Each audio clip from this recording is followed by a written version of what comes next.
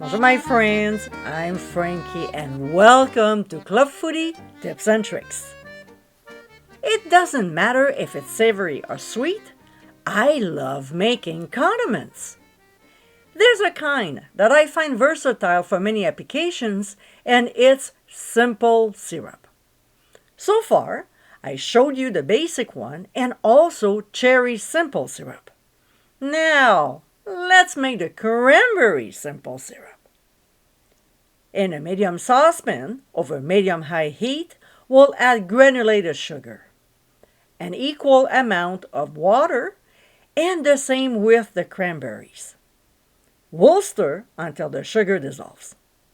When it just starts bubbling, we'll reduce the heat to medium-low and let it simmer gently for 15 minutes.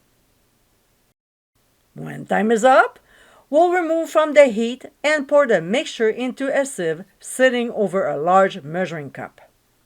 Now, with the back of our wooden spoon, we'll press it down on the cranberries to extract as much liquid as possible. We don't want the skin, so that's the reason why we're doing this step.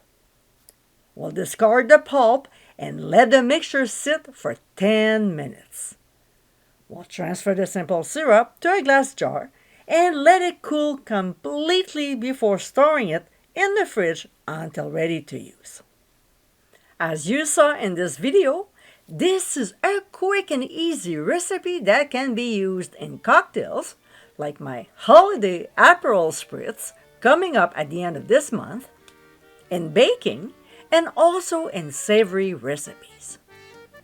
I hope you enjoyed tips and tricks of the day, and for many more, including recipes, visit clubfoodie.com. Until next time, my friends, bon appétit!